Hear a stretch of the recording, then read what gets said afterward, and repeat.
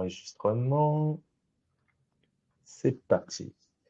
Eh ben, bonjour à tous, je suis ravi de vous recevoir en ce midi et ce lundi matin, le premier jour de la semaine, pour ce premier webinaire de notre semaine de prévention.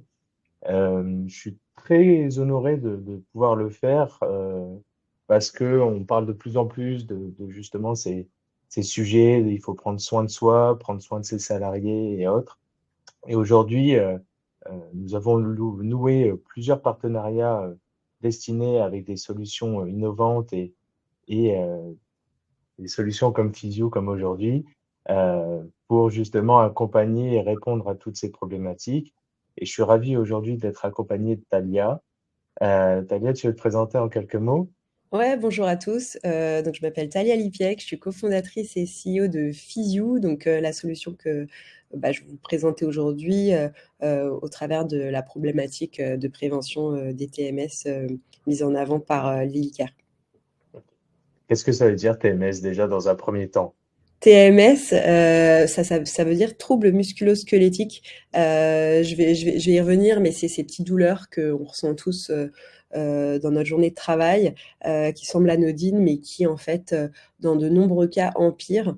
Et c'est ça dont on va parler aujourd'hui. Ok.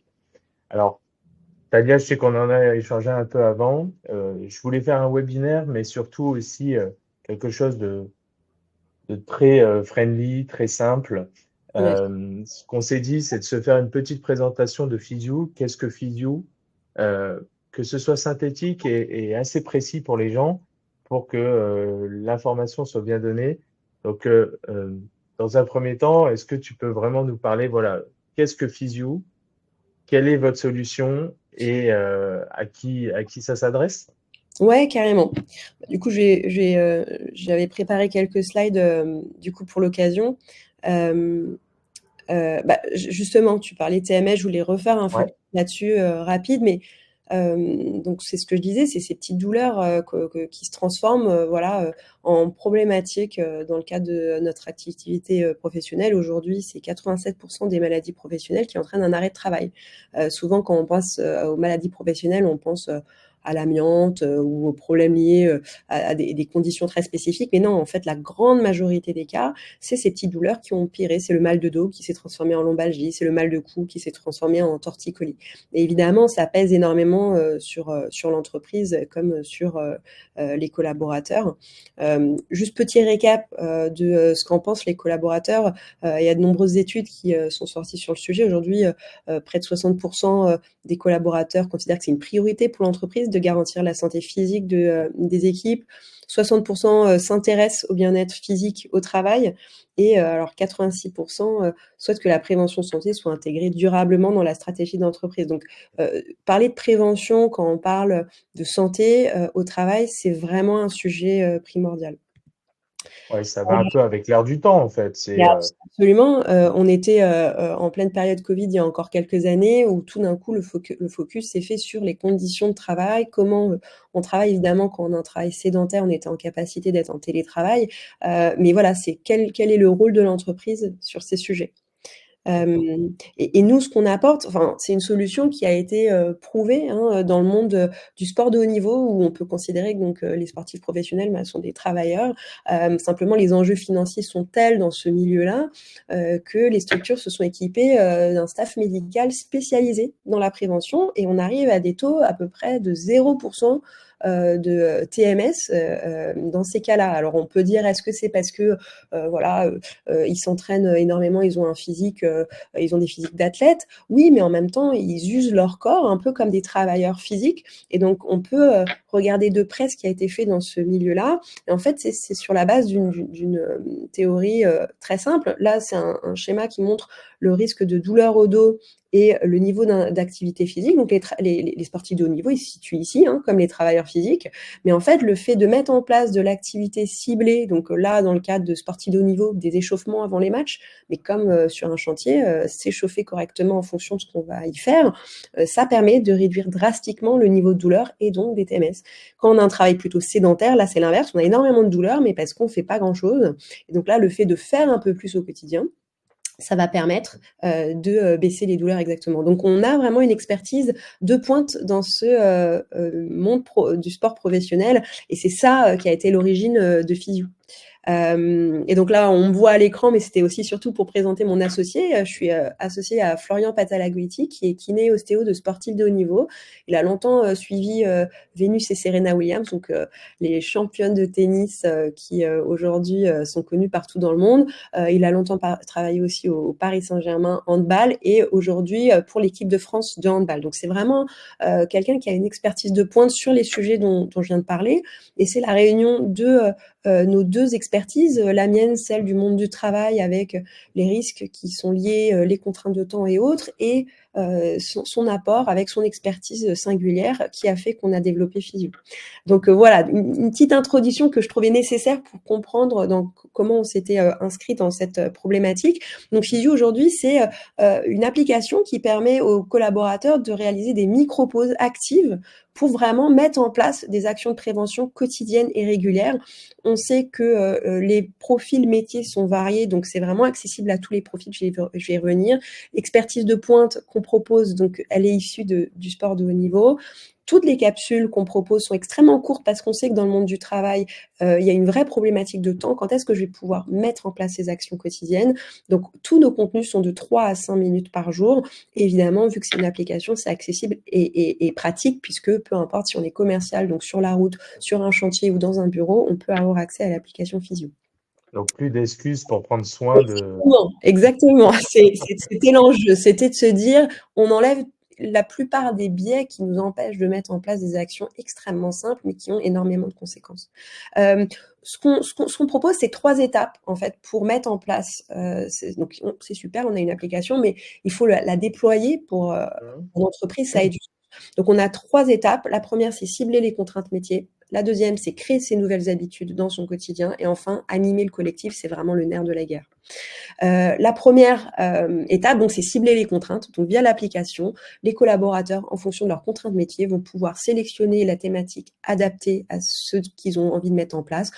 Bouger plus quand on a un travail sédentaire, baisser son niveau de stress parce que on considère que le stress a un vrai impact sur les niveaux de douleur qu'on peut ressentir, soulager une douleur quand elle est déjà naissante avant qu'elle n'empire, s'échauffer correctement, mieux dormir, etc. Donc, via ces différentes thématiques, les collaborateurs peuvent en autonomie aller chercher le contenu adapté à leurs besoins sur le terrain. Le deuxième point, ça va être de créer cette habitude. Aujourd'hui, on a 20 programmes évolutifs, plus de 700 pauses actives, donc comme je disais, entre 2 et 5 minutes. Et on peut intégrer ces pauses dans l'agenda professionnel, c'est-à-dire que l'application va permettre de paramétrer ces petites pauses dans son agenda. L'application va envoyer des invitations au collaborateur qui va accepter l'invitation dans son calendrier. Et là, l'invitation, c'est comme un petit rendez-vous Zoom. Vous avez un petit lien et ça vous amène vers votre prochaine séance. Pourquoi on a mis tout ça en place? Là aussi, c'est vraiment pour créer de la régularité dans les actions et pouvoir faire évoluer ces actions en fonction de son ressenti. Donc, la prochaine séance qu'on va réaliser va pas être la même que notre collègue, puisque à la fin de la séance, on va dire comment on s'est ressenti, on a senti la séance, est-ce que c'était trop difficile ou trop facile? Et en fonction de notre ressenti, on va évoluer dans les programmes de manière très individuelle et personnalisée. Et le troisième volet, ça va être animer le collectif. On sait, comme je le disais juste avant, c'est le nerf de la guerre. C'est une fois qu'on a une application, c'est super, mais comment on fait pour que ça ne redescende pas comme un soufflet? On met en place beaucoup d'actions complémentaires que surtout nos clients choisissent en fonction de ce qui va résonner le mieux en fonction de leur structure. Des ateliers collectifs en format webinaire, des séances d'échauffement sur le terrain quand c'est nécessaire, des challenges connectés parce qu'on a cette fonctionnalité dans l'application, et aussi une boîte à outils de communication interne. On sait que sur ces sujets, on a souvent une personne. Alors déjà, s'il y a une personne en charge de ces sujets dans les boîtes qu'on accompagne, c'est super. Mais voilà, c'est des équipes très restreintes qui n'ont pas la bande passante d'envoyer des newsletters, de mettre des affiches dans les couloirs, etc. Et donc, on offre dans nos abonnements tous les outils nécessaires et on les crée si besoin sur mesure pour accompagner les équipes dans la communication de ces sujets-là en interne. Ah bah, je pense que c'est indispensable parce que c'est vrai que des fois, au démarrage, ça a un effet un peu nouveau. Et après, comme tu l'avais très bien indiqué, il faut vraiment pérenniser. Et je pense que cette communication, cette newsletter, cet accompagnement des équipes RH ou autres, hein, d'ailleurs, bah, ça permet vraiment de lisser dans le temps et d'accompagner vraiment, notamment les salariés, pas que sur un petit créneau, mais vraiment dans la durée. Tout à fait, il y a 2 enjeux là-dessus, pour apporter des précisions. La 1re, c'est qu'on voit qu'il y a une corrélation directe entre les Mm. inscriptions à l'application et la communication interne. Ça paraît logique, en fait. Si l'entreprise s'engage et continue de s'engager, pour dire: «C'est notre priorité, on vous, met à disposition cet outil pour que vous l'utilisiez», évidemment, ça va améliorer, l'interaction potentielle du collaborateur avec l'outil proposé. Si c'est, mis en place une fois comme ça au début de l'année, qu'il y a 30 personnes qui se sont inscrites au webinaire et que derrière plus personne n'en parle, évidemment, en fait, ça va pas marcher. Donc, ça, Mm. c'est vraiment important. Et le deuxième autre point qui est important, c'est que, bah, comme je l'ai dit précédemment, on a une variété de sujets, 700 pauses actives dans l'application. On a 5 thématiques, 6 contraintes métiers répertoriées. On a énormément de sujets à aborder via l'application. Et donc, cette communication interne, elle va aussi permettre de mettre en lumière ces différents points qui sont très différents les uns des autres, comment gérer son stress, comment mieux dormir, comment bouger plus quand on est assis au bureau toute la journée, etc. Et donc ces newsletters ou autres supports de communication vont permettre d'accrocher en fait différents collaborateurs au fur et à mesure du temps parce qu'ils vont se sentir plus concernés par un sujet plutôt qu'un autre. Donc ça aussi cet intérêt-là. Est-ce que du coup, justement, dans les sociétés que vous accompagnez, est-ce que du coup, ça crée pas une sorte un peu de challenge, d'émulsion aussi entre les équipes, de se dire, bah voilà, moi, c'est un peu tu vois, le petit créneau sportif, et dire, bah voilà, en fait, moi, je vais aller mieux parce que mes collègues, s'ils le font pas, tu vois, est-ce que c'est un petit challenge? Est-ce que tu as ce retour-là ou pas du tout? Je sais pas si j'ai des retours sur la partie challenge, mis à part justement quand on fait des challenges connectés où là c'est évidemment l'enjeu. Ce qu'on a comme retour, c'est surtout que voir son collègue s'étirer à son poste dans l'open space va donner envie de le faire, va Mmh. valider aussi le fait de prendre ce temps-là. Et donc finalement, le fait que ce soit à la fois individualisé via l'application, mais collectif, parce qu'on sait que tout le monde y a accès et tout le monde met en place des actions quotidiennes, en fait, ça va participer à créer Mmh. ces habitudes vraiment nécessaires pour prévenir les TMS au quotidien. Ouais, il y a quand même une action collective, du coup. Ouais, bah, Enfin, un ressenti. évidemment, évidemment. Hem, je voulais finir par le fait qu'évidemment, une fois qu'on met en place tout ça, c'était le 4e pilier bonus, c'est qu'on va analyser tout ça ensemble. L'application permet à l'équipe projet d'avoir accès à, de la data, évidemment, anonymisée, et collective, hein. Il ne s'agit pas de savoir qui fait quoi quand, mais plutôt d'avoir eu des tendances, justement pour, avoir une meilleure adéquation entre, les actions mises en place et la réalité et pour ajuster la communication interne s'il y avait besoin de plus ou moins d'actions mises en place par l'entreprise. Et ça, c'est vraiment un tableau de bord auquel les équipes, donc les administrateurs, hein, ont accès en temps réel. OK. Je finis, mais j'avais commencé par ça, par dire que c'est évidemment une expertise de pointe médicalement validée, hein, qui est mise à disposition, des utilisateurs. Tous les contenus ont été, conçus, développés, par, des experts, santé, issus du sport de haut niveau, des kinés, des ostéos, des médecins du sport et autres, justement pour proposer vraiment ce qu'il y a de meilleur, en termes de prévention santé. Mmh. Aujourd'hui, on a 18 000 utilisateurs, de l'application Physio et donc cette application, on l'a voulu, progressive web app. Ça veut dire qu'on la télécharge pas via un store. Elle est, accessible, sur PC et mobile. Comme ça, elle s'adapte aussi, au quotidien, de différents collaborateurs quand on a un travail sédentaire, c'est-à-dire qu'on travaille, devant un ordinateur. Bah, il est plus utile de l'avoir directement accessible sur son ordinateur parce que ça n'a aucun intérêt de sortir son téléphone à ce moment-là. Donc on a fait ça justement pour, faciliter finalement aussi les actions mises en place au quotidien par les collaborateurs.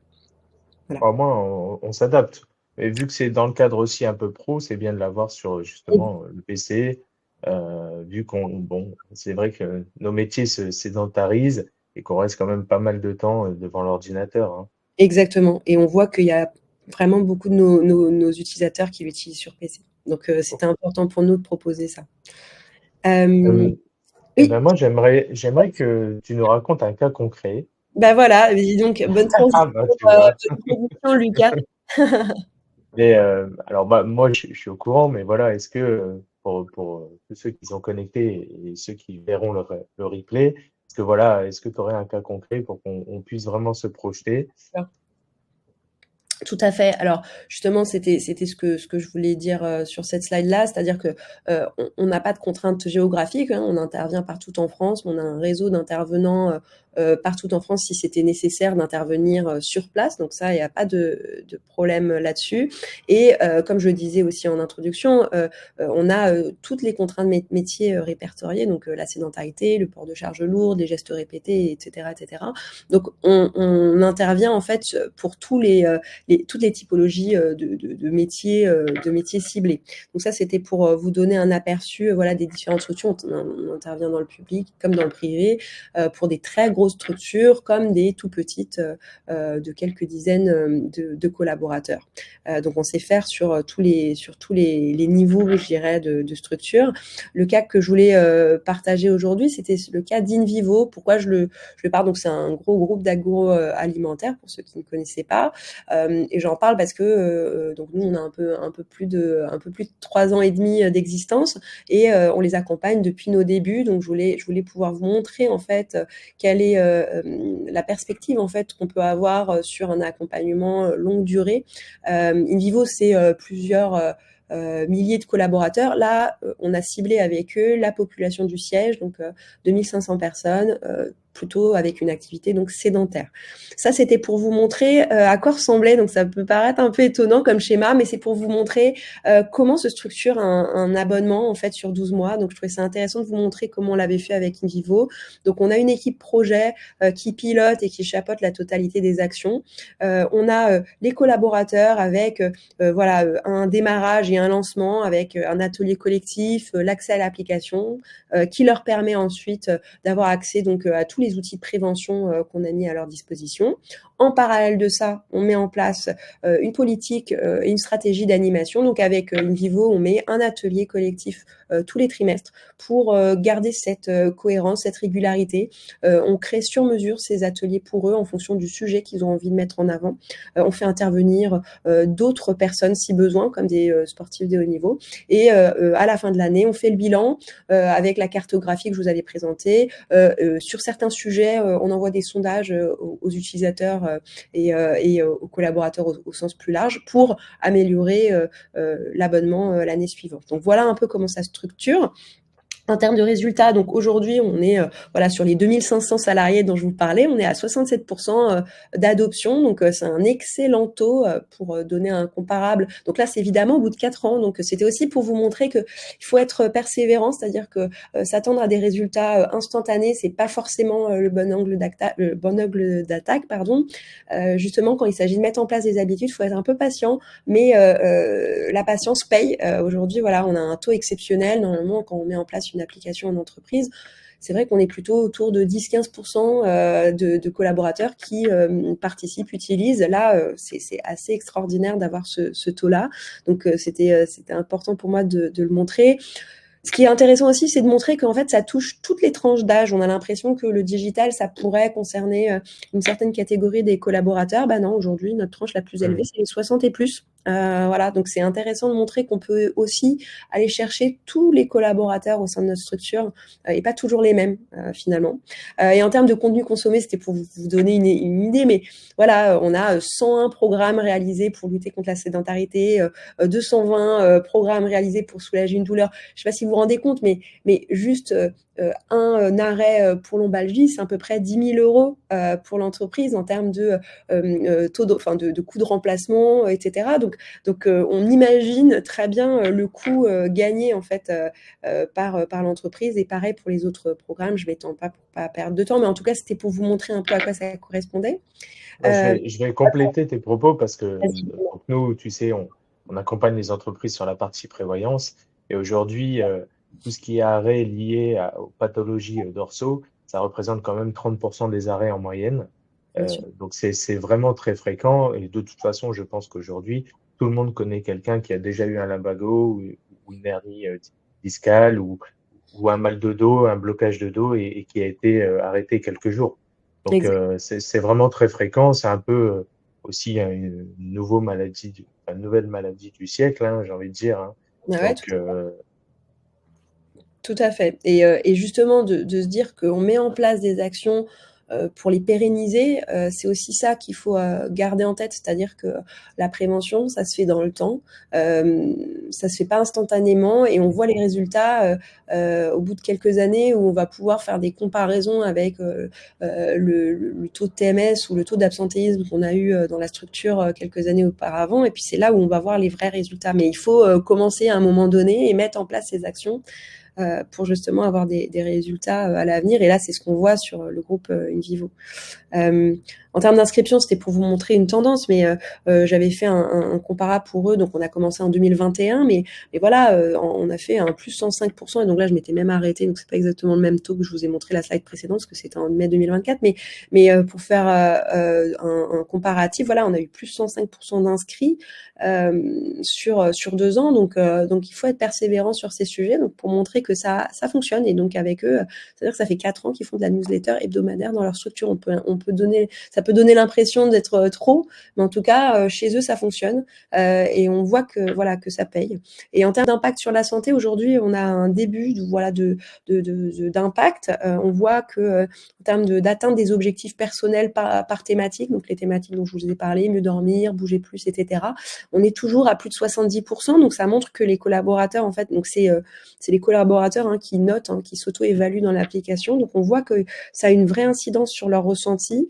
Et pareil, sur quand on cible une zone du corps en particulier, voilà, on a des taux qui sont quand même très intéressants sur le niveau de confiance qu'on peut avoir dans une zone avant et après avoir utilisé l'application Physio. Et voilà, je pense que c'était tout pour la partie cas client. Bah, en tout cas, enfin, on remarque quand même que l'importance de communiquer auprès des salariés, ben, c'est vraiment, gagnant dans le temps. On remarque quand même que, de toute façon, j'ai envie de dire, c'est démontré depuis des années, mais je pense qu'aujourd'hui, c'est un vrai sujet parce que, il y a beaucoup d'arrêts ou de personnes qui sont, liées justement à de la sédentarité et donc à des TMS. Mais, c'est pas nouveau qu'on dise que le sport ou l'étirement ou ces choses-là, l'activité physique en tout cas, est bon pour la santé. Donc, enfin, je veux dire, c'est un constat qu'on a depuis des années et qui aujourd'hui, en fait, est de plus en plus présent parce qu'on a de plus en plus, de maladies liées à ça, en fait. Tout à Donc, fait. Ouais, tout à fait et pour rebondir sur la partie, activité physique, c'est mmh, vrai qu'il faut avec Physio, on essaie aussi de casser, certains préjugés. C'est-à-dire que, quand on parle de sport en entreprise, on parle souvent, d'aller courir entre midi et 2 et donc voilà, si, moi je me considère pas comme sportif, bah, ça me concerne pas. Pas du tout, courir entre midi et 2 ou faire du sport entre midi et 2, c'est super. Nous, évidemment, on fait la promotion, de l'activité physique, au sens large.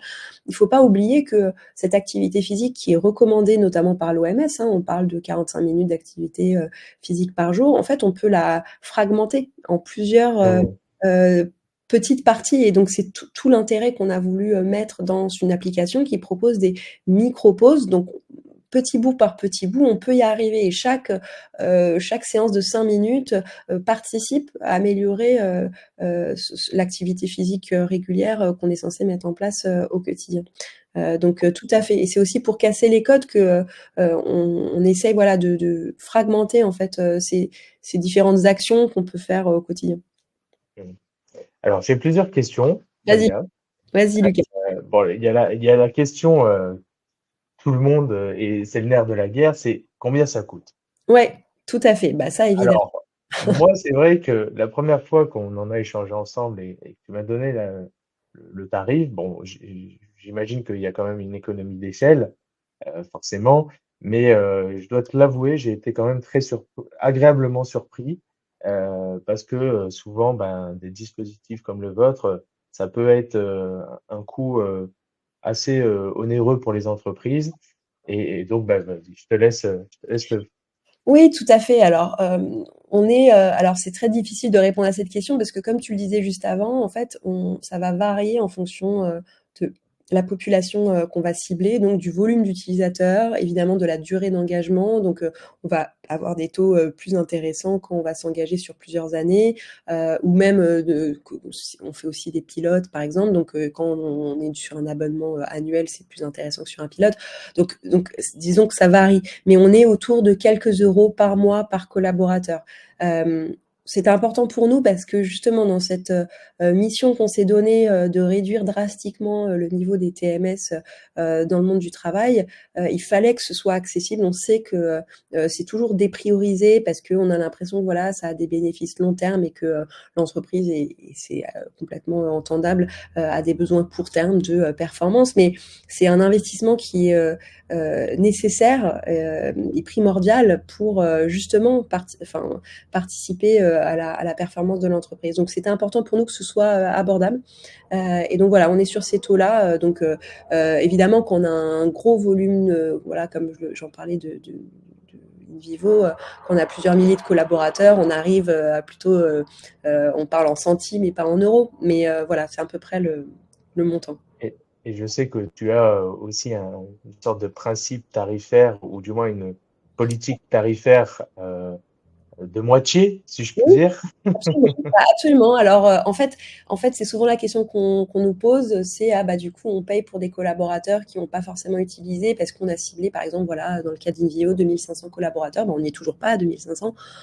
Il se trouve que, voilà, nous, on a un taux qui est de 50% d'adoption en moyenne sur les structures qu'on accompagne. Donc, on fait payer 50% de cette cible-là, tout en laissant ouvert la possibilité de s'inscrire à toute la cible. Pourquoi on fait ça? Parce que c'est une sorte de pari qu'on prend ensemble avec la structure, c'est-à-dire que notre objectif, c'est d'aller chercher les 50% des salariés sur cette thématique-là. Si on a plus, écoutez, super, nous, on aura rempli notre contrat et on sera ravis pour l'entreprise, mais on s'engage sur la moitié parce qu'on sait que c'est atteignable, et on veut surtout pas que l'entreprise commence à segmenter sa communication en se disant: bon, voilà, on peut se permettre que 50%, donc on va faire tel et tel département, donc la communication va pas être généralisée, et donc on va créer une situation qui ne va pas être égale en fait d'un collaborateur à l'autre dans la structure. Donc c'était important pour nous de faire ça de cette manière, ouais. Bon, c'est plutôt une tarification assez juste, hein, parce que du coup, c'est pensé aussi pour ça. J'ai une autre question. Alors, depuis tout à l'heure, on parle beaucoup du côté sédentaire que peuvent avoir les entreprises. Est-ce que c'est vraiment destiné que aux personnes qui sont derrière un bureau, ou est-ce que justement vous avez peut-être un accompagnement sur des typologies différentes? Je prends l'exemple d'une entreprise qui est plutôt dans le bâtiment. Bah voilà, c'est des personnes qui sont plutôt du coup destinées sur le terrain que derrière un ordinateur. Comment vous vous adaptez par rapport à ça? Bah, j'en parlais, au début de la présentation, Mmh. c'est-à-dire que, l'action qu'on va mettre en place de, bouger plus et mieux va avoir des impacts sur la santé, sur les différentes typologies. Et puis nous, on est issus du sport de haut niveau, donc avec des travailleurs physiques. Donc, c'est assez intuitif pour nous d'accompagner, ce type de structure. Et dans l'application, on parle de sédentarité bien sûr, mais on parle aussi d'échauffement. Bah, là, on le voit d'ailleurs à l'écran, un peu pixelisé cette image d'ailleurs, mais on propose dans l'application et via notre accompagnement en animation, toutes les solutions justement pour cibler les problématiques sur le terrain. Donc, on a une vision qui ne va pas être une vision métier. Pourquoi? Parce qu'on a une vision médicale. On va pas répertorier les contraintes métiers d'une assistante maternelle et d'un ouvrier dans le BTP. On va considérer que l'assistante maternelle, eh ben, elle va avoir du port de charges lourdes de manière très concrète. Et c'est la même chose sur un ouvrier sur un chantier où il devra porter des charges lourdes. Donc on part de port de charges lourdes. C'est ça dont on parle dans l'application, justement pour pouvoir accompagner toutes les personnes qui ont cette contrainte métier-là. Donc ça, c'est le premier point de réponse. Et en plus, du coup, on accompagne, donc quand on parle de communication interne, je le disais juste avant, en fait, ça s'adapte aux structures qu'on accompagne. Si les personnes n'ont pas d'adresse email professionnelle, par exemple, ce qui est souvent le cas dans le monde du travail physique au sens large, on va intervenir sur le terrain. Et ça, on est en capacité de le faire justement en fonction des besoins. Par exemple, on accompagne Pierre Fabre. Voilà, il y a plusieurs usines termine, il faut qu'on se déplace, il faut qu'on aille à la rencontre des collaborateurs, justement pour parler de ces sujets-là. Donc, on s'adapte complètement. Bah, tu as répondu à ma prochaine question qui était est-ce que c'est purement à distance via l'application Ah ou oui, si voilà donc bah donc voilà, si tout s'est répondu. voilà, Euh, on s'adapte. Évidemment, ça implique, quand on parlait de tarification juste avant, c'est sûr que quand on implique, alors c'est que des professionnels de santé qui interviennent, hein, chez nous. Donc évidemment, c'est des gens qui sont en activité, ils font partie de notre réseau, mais ils sont en activité. Donc quand on intervient sur le terrain, et ben ça implique un déplacement, donc il y a un coût supplémentaire par rapport à une activation qui est digitale ou qui passe par de l'affichage, par exemple, etc. Donc on le fait quand c'est nécessaire ou quand on nous le demande, évidemment. Faut savoir que c'est évidemment un coût supplémentaire de rémunérer une personne qui intervient. Donc, ça peut pas être les mêmes tarifs, mais on le fait quand c'est nécessaire. c'est logique. Mais voilà. Euh, alors si on doit conclure, alors moi j'aimerais dire que pour avoir fait plusieurs fois des présentations avec toi. Votre gros point fort, et j'aimerais le mettre en avant, c'est quand même votre aspect sur mesure. C'est-à-dire que pour le coup, vous avez vraiment un produit de base, mais qui peut s'adapter vraiment en fonction des besoins de l'entreprise, de la typologie, de sa profession et tout ça. Et ça, vraiment, bravo, parce que c'est pas tout le temps le cas. Beaucoup d'offres sont des fois un peu cloisonnées. Et je dois avouer que l'équipe de Physio, bah, pour le coup, vous êtes vachement arrangeant sur beaucoup de sujets. Donc, Ouais, euh, c'est vrai que moi je rebondis parce qu'avec l'Hélicare, évidemment, on est en partenariat justement pour créer des solutions sur mesure. Et évidemment, l'Hélicare accompagne des structures très variées et notre objectif commun, c'est justement de trouver la meilleure solution en fonction du profil des collaborateurs, de la structure de l'entreprise et autres contraintes. Donc, je te renvoie la balle sur ce sujet. C'est aussi votre manière de faire et c'est la raison pour laquelle on s'est associés. bon, c'est gentil. Et donc, si on doit conclure, donc Physio, c'est une solution innovante pour prévenir des troubles musculo-squelettiques, mais pas que. Mais pas que. Aussi, ces douleurs peuvent créer du stress, des douleurs et autres. Donc, ça répond pas que au TMS, mais C'est le au moins cette plus, provenance. ouais, ouais.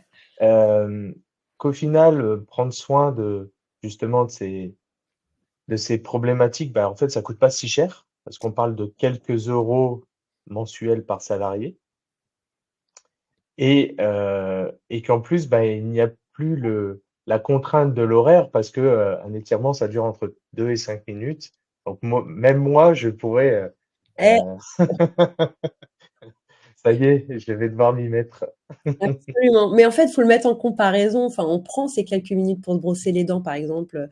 quotidiennement. C'est un réflexe qui est naturel et on devrait avoir ce réflexe-là de bouger. Et c'est vrai que voilà, c'est la sédentarisation, c'est ce dont tu parlais, Mmh. de nos sociétés, mais même sur le terrain, en fait, on n'imagine pas un sportif ne pas s'échauffer avant d'aller jouer son match. Et ça devrait être pareil quand on est sur un chantier.